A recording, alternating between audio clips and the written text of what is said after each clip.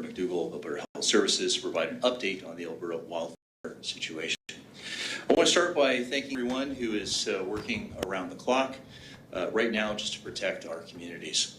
From fighting wildfires to welcoming and supporting evacuees, many have stepped up to help battle these blazes and to support everyone who has been impacted.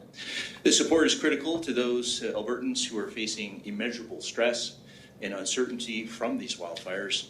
Unfortunately, the hot and dry weather continues and the conditions for wildfires remain extremely volatile.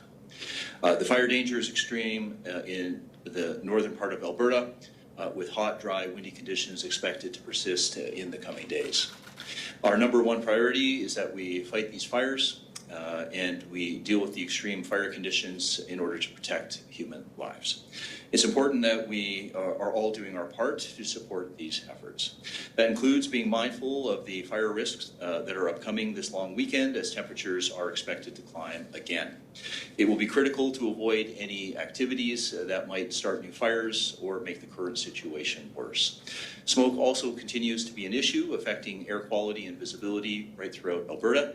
A special air quality statement remains in place for most of the province, with many areas still sitting above 10 on the air quality index.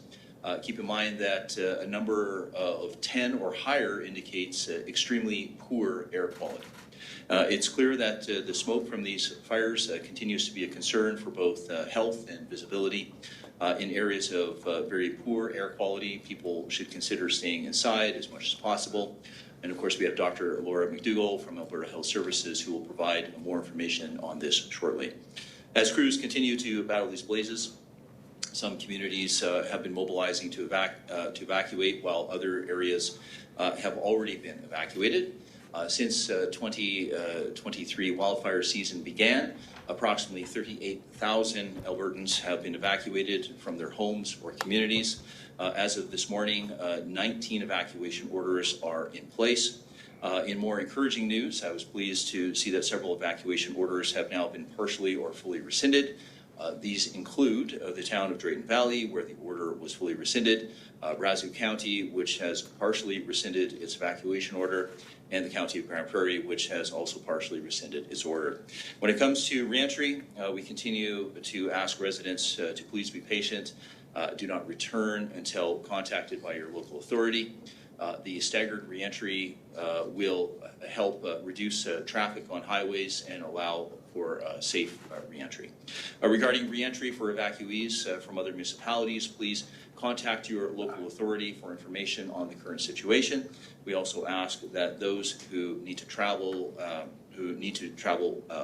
whether because of evacuations or for other reasons, should check with 511 for information on road conditions and closures.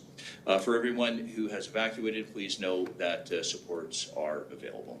Since the announcement of one-time emergency financial assistance for evacuees, more than 11,200 applications have been processed. More than $16.4 million in e-transfers have been sent to evacuees, and more than $3.9 million in debit cards have been distributed. Debit cards are available for evacuees unable to receive e-transfers at 16 Alberta Support Centre locations with extended hours and at Edmonton and Calgary evacuation centres. Please visit www.alberta.ca/emergency or call 310-4455 for information on supports, including evacuation payments. And if you are struggling with your mental health, please call or text the word info to 211 to be connected to digital or local support services near you. We are putting the resources and funding needed into ensuring that every Albertan affected by this emergency has the supports that they need. In conclusion, I'll be very blunt. This situation does remain very volatile. We must remain vigilant. I thank all Albertans for continuing to do their part to reduce fire risk. Please pay attention to fire bans and reduce any activities that could unintentionally start wildfires, such as the use of off-highway vehicles. And I ask Albertans in the impacted communities to please continue heeding the advice of local officials and obeying any evacuation orders that you may receive. Remember to visit, again, the alberta.ca/emergency for information on how to prepare for evacuation. Albertans are resilient. We will get through this together, and we are here, of course, to support you. So thank you, and I'll now invite Colin Blair from Alberta Emergency Management to provide an update. Thank you.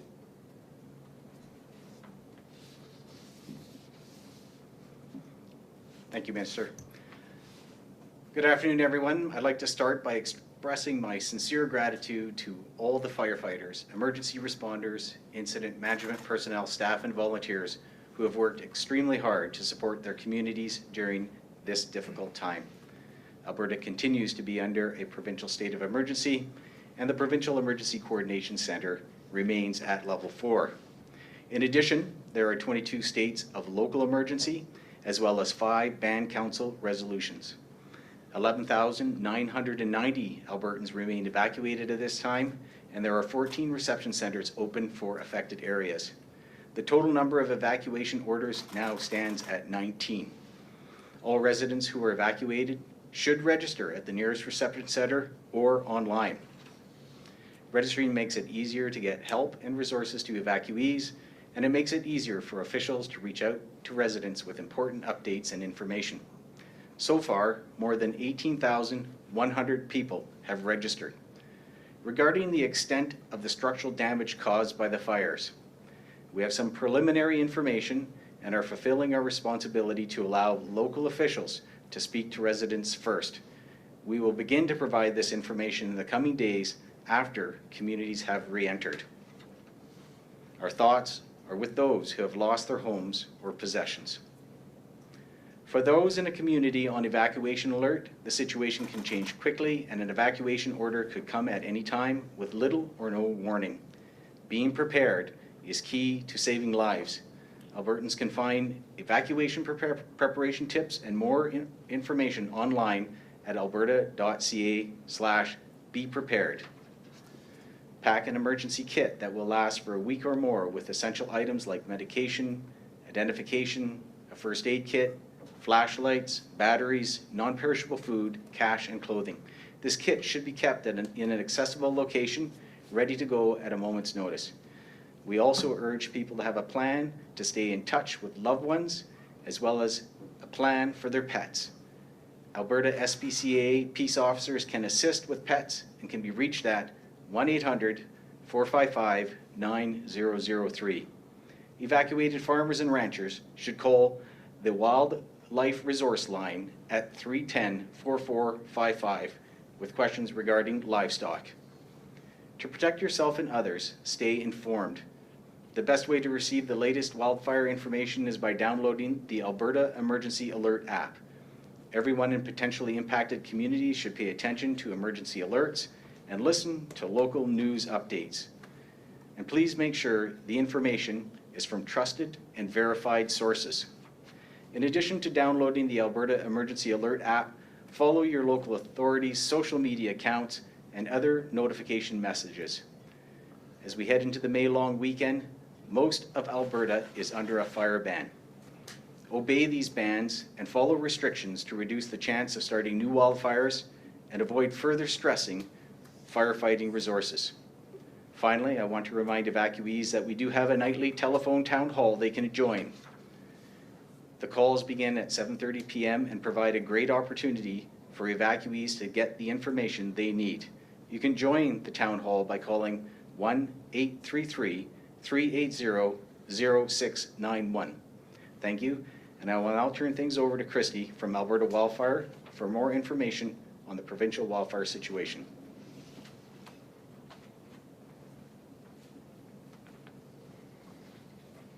Thank you, Colin. There are 91 wildfires in the forest protection area of Alberta. 27 of those are out of control. So far this year, we've responded to 485 wildfires, burning more than 728,000 hectares. The latest wildfire information is always available on our interactive map or on the Wildfire Status app. We have seen the area burned rise since yesterday. That's in part because many of the wildfires on the landscape did see some growth, and we were better able to assess their size. Smoky conditions can make it difficult to fly over wildfires, which can mean sometimes it takes longer for us to get an assessment. Winds have weakened today across most of the province, and temperatures are near normal for this time of year, but things will start to change tomorrow. It will get hotter and drier as we head to the weekend, and as we've seen, that can lead to more active wildfire behavior. Unfortunately, it was reported yesterday that a firefighter was injured while working on a wildfire. I can confirm that firefighter has been seriously injured in the area of East Prairie Metis Settlement. News like this is felt by every firefighter, and our hearts sincerely go out to his family. This is a reminder to all of us about the challenges faced by firefighters and the risks involved with wildfire. While some evacuated Albertans have begun going home, we all need to remember that this situation is volatile.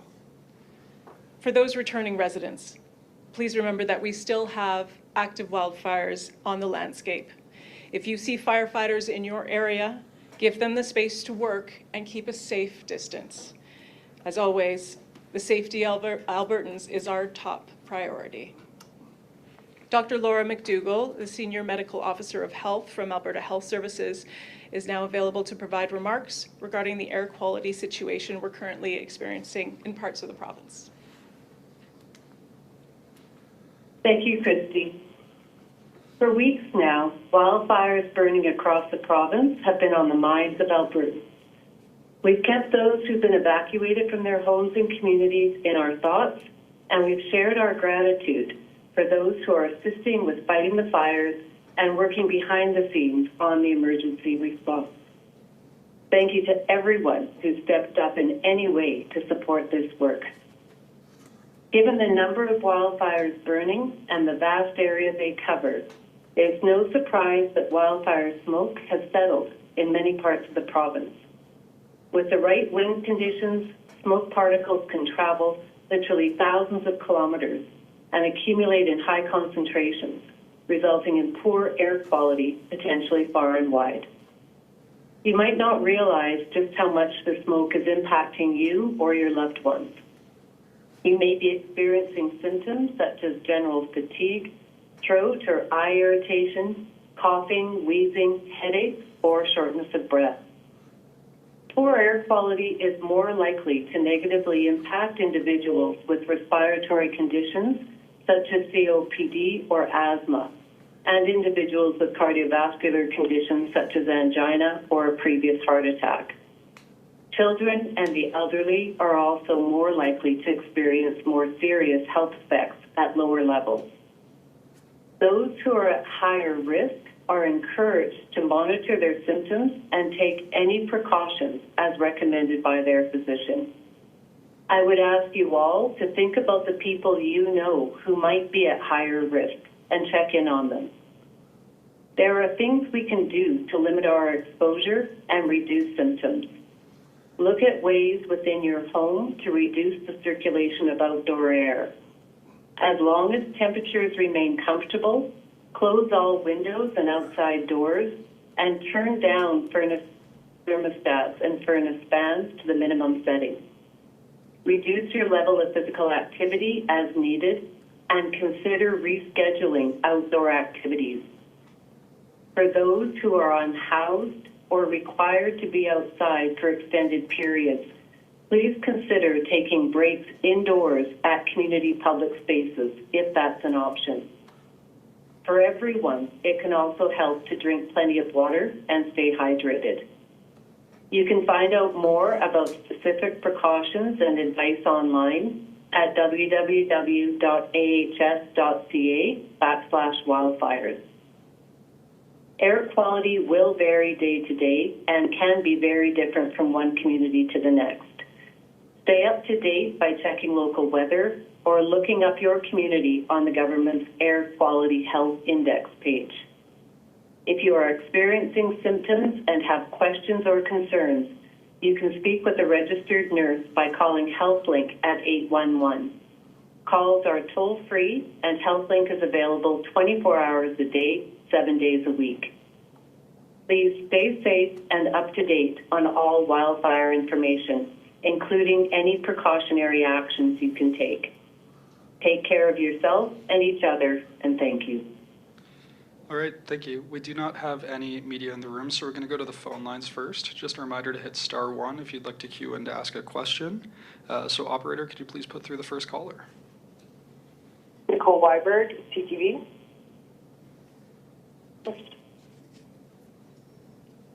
Nicole, your line might be muted. Oh, hey, sorry. Yeah, I just wanted to ask about resources again. I know this has been addressed, but with the situations getting worse in surrounding provinces like BC, do you believe there could be sort of a fight for firefighting resources, out-of-province resources? Are you worried at all about that happening? Thanks for the question.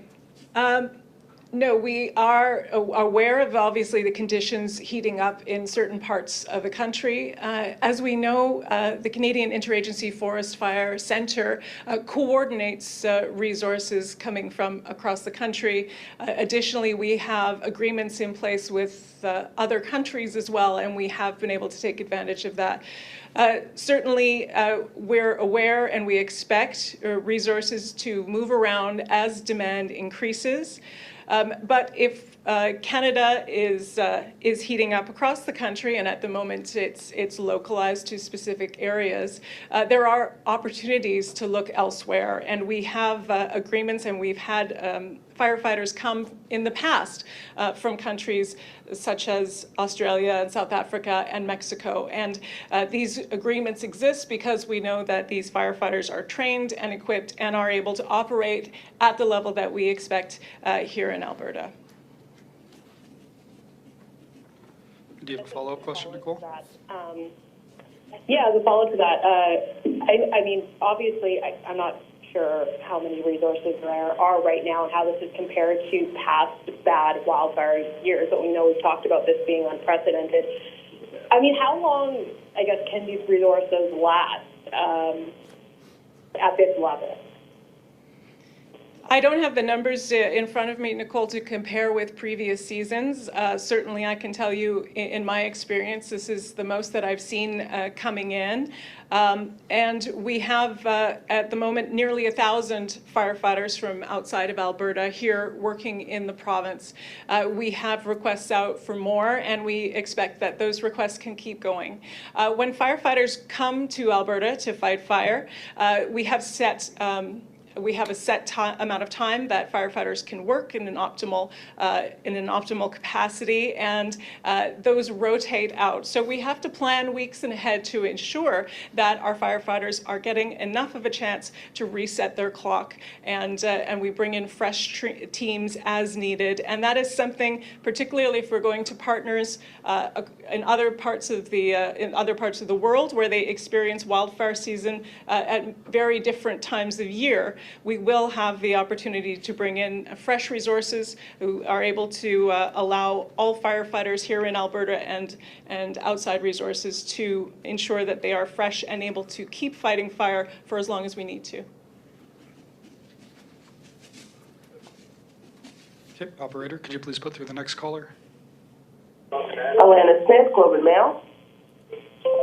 Hi, thanks for taking my question. My question is also for Christie. I'm wondering if you can provide any more details of the circumstances of the injury of the firefighter you mentioned earlier, and whether or not he's in stable or life-threatening conditions.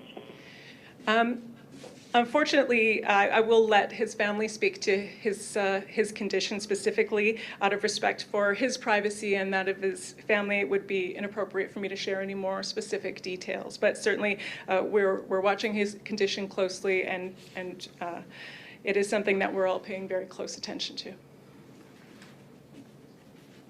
Do you have a follow-up question, Alana? I do, thank you. Are there any details you can provide us just in the sense of, was he or she the only firefighter that was injured in this situation? Was there anybody else at risk? And I also read, I think CTV reported that there were some firefighters that may have suffered minor injuries in Drayton Valley. Do you have any details on those? I don't have any specific details that I can share at this time. I know there are a lot of firefighters working across the province, and as we've seen, there are obviously risks to this profession. It is something that that people are aware of. They have safety training, they have safety certificates, and we prioritize the safety of firefighters very, very highly. So we're all part of the same firefighting family, and nobody wants to see an injury, particularly a bad injury. But no, I have no further details on any other injuries that I can share right now. They may have been firefighters working with the county, or they may have been firefighters with Alberta Wildfire. There are a lot of folks out there working very hard right now all together. Operator, could you please put through the next caller? Arthur Green, Western Standard. Hi, thank you for taking my call. My previous question was just answered, but I have another one. It's from Mr. Ellis. This morning I received a release from the Alberta Union of Provincial Employees that said a desperate call for public servants to volunteer for wildfire fighting relief proves that Alberta's next government must restore funding for these vital services. Can I just have your comments on this claim by the youth? Well, Arthur, thank you very much for the question. I mean, here's what I will say. This is an unprecedented situation. I know this has already been mentioned. We have to continue to mention this. These are a series of fires in Alberta like we have not seen before in recent memory, or at least none that has been brought to my attention. So as Christie indicated, and we were working through the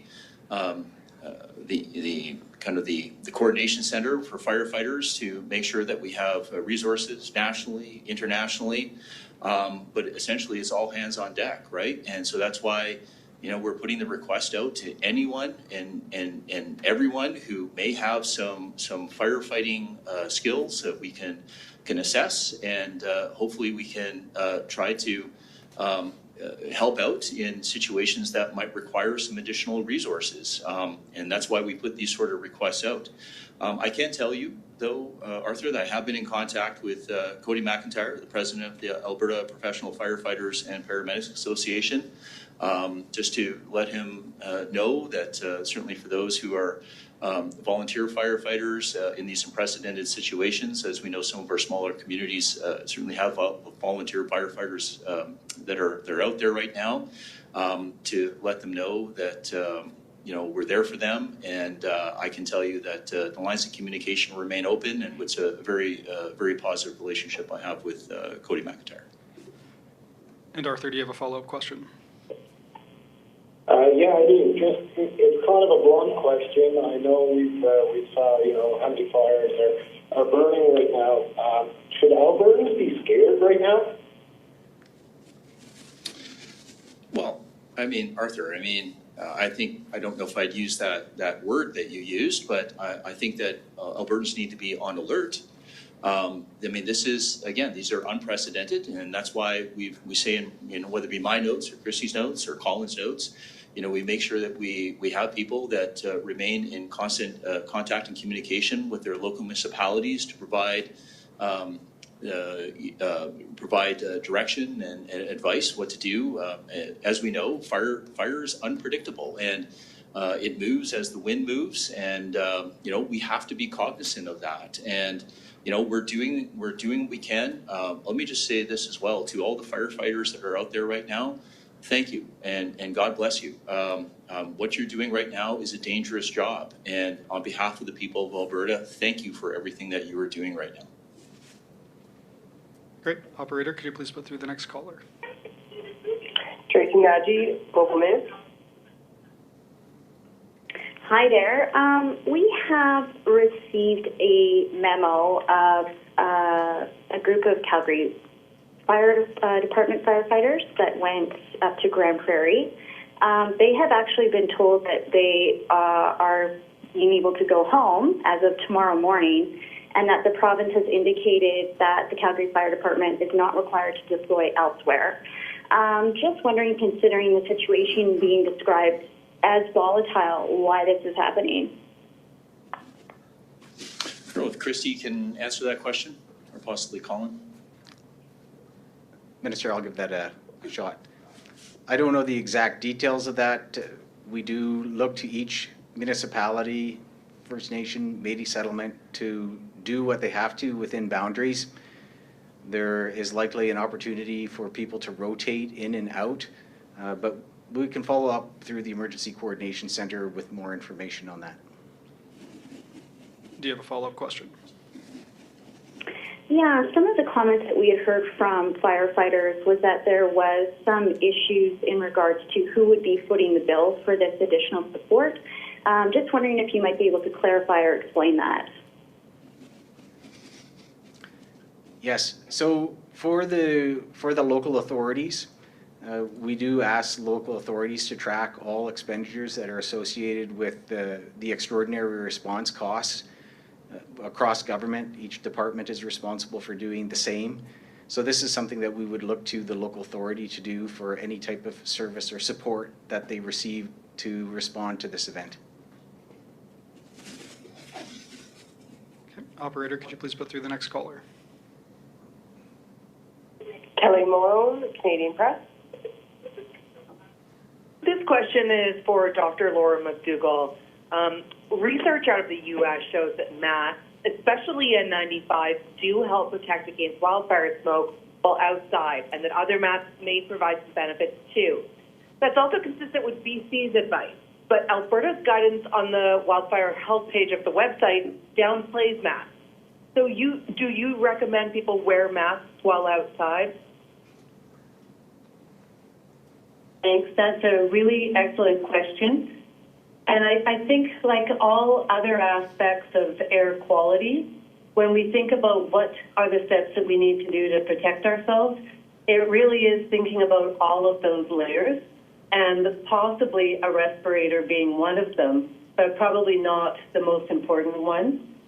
When we're thinking about, again, trying to stay away from outdoor air as much as possible, staying indoors is the place to start, and all of those mechanisms that we spoke about trying to ensure the purity of the air within those indoor spaces is really important. Reducing the amount of time we spend outdoors and the amount of physical activity while we're outside is important, as well as hydration, as we mentioned. There's no doubt that a very well-fitted and high-quality respirator does provide some degree of protection against the particulate matter that's present in wildfire smoke. It doesn't protect against the gases and the toxic vapors that come from fires, but in terms of actually being able to provide a degree of protection from the particles, there is something there. The issue is, however, that the respirators need to be, as I said, high quality, but the most important thing is that they have to be extremely well fitted. And we know, and the evidence that really looks at how respirators work, it's under the conditions where people are fit tested, where the right type of mask of respirator is selected for their face type, and where they're actually properly fitted to the structure of the face. And then field tested as we go forward, and field tested with every use. So under those circumstances, for people who have high functioning cardiovascular systems, respirators can make a difference. So some of the issues really are that it's not easy always to find the right shape and to have them well fitted. And the other issue is that the people who really need to be protected from the particulate matter the most, people with compromised cardiovascular or respiratory systems, often can't tolerate a very well-fitted mask because it does reduce airflow in and out. So back to the first point, there are some challenges with them, and the first principles are probably the most important ones. And do you have a follow-up question? Yes, and this is probably for Christie Tucker. You describe a dire situation with hotter and drier temperatures for this weekend. So how are resources being changed or moved, especially considering Drayton Valley is no longer considered out of control? We have to be agile in moving resources around the province, regardless of what kind of conditions we're looking at. We have to ensure crews are positioned exactly where we expect they will be needed, and that our aircraft and crews are ready to go in the short distance to travel if and when a wildfire starts or an existing fire shows extreme activity. So something certainly that we are doing is moving resources on a constant basis. We are also asking Albertans to play their part and ensure that they respect the fire bans and fire restrictions and off-highway vehicle restrictions that are in place across the province to avoid any new wildfires from starting. So we know where we expect to see wind, where we expect to see more elevated activity, and we're able to ensure that crews are positioned correctly in order to tackle those. Great, and we have one more caller on the line, so operator, could you please put through the final caller? Kevin Orland, Bloomberg. Hi, thank you for taking my question. This question is for Christie Tucker. You've mentioned so far that this has been an unusually active fire season in Alberta. Just for context, when do you consider the fire season typically to start? What's the most active time in the fire season in a typical year, and why has this one been so active so early? Thank you for that. The legislated start of wildfire season is March 1st, and we have the earliest start of wildfire season of anywhere in Canada. In part, that came as a result of the Horse River wildfire in Fort McMurray in 2016, and as a review after that wildfire, we decided to start wildfire season a month early to ensure that we can have our firefighters trained and in place by the time the conditions start really heating up. This year was unusually early as a start time. We started seeing serious wildfire activity at the end of April, which is early for us. That wildfire at Fort McMurray started in the first week of May, many years ago in 2016. And it is a particularly early time, and it's a very volatile time traditionally, but not usually this volatile. It's a time between when the snow melts and evaporates, and the grasses and trees haven't turned green yet, so what the wildfire uses as fuel is very dry, and it can be ready to ignite. Traditionally, what we don't see is the kind of hot, dry conditions that we saw at the end of April, early May. That was really unusual, and that in part contributed to the activity we saw. Certainly the intense winds that we saw at the same time really helped exacerbate some of the wildfires that were already out there on the landscape. Traditionally, one of our most high activity weekends for wildfires is still coming up ahead of us. The May long weekend tends to be when Albertans go out into the woods. They are enjoying the warm weather that's just started. They're going camping, they're going out recreationally into the woods. And that is why we usually ensure that all of our resources are in place and ready to go for the May long weekend. That activity happened earlier this year, and we certainly saw a lot more hot weather and the kind of conditions that led to that extreme wildfire activity. Do you have a follow-up question? Yes, and thank you for that very detailed response. How high is the fire risk near Fort McMurray specifically right now? We have a lot of public information available on our website. I think generally across the province, we have seen those areas that are in the high to extreme wildfire danger zone. I believe the Fort McMurray area today did receive a small amount of precipitation in the corner, but if you want exact details, I would recommend you look at Wildfire Predictive Services on the Alberta Wildfire website. There's all sorts of public information available for people who are interested in what the conditions are like where they are. Perfect. That's all the time we have today. Please note a media situation report will be distributed over the wire later today, and there'll be another update tomorrow at 3 p.m. Thanks, everyone.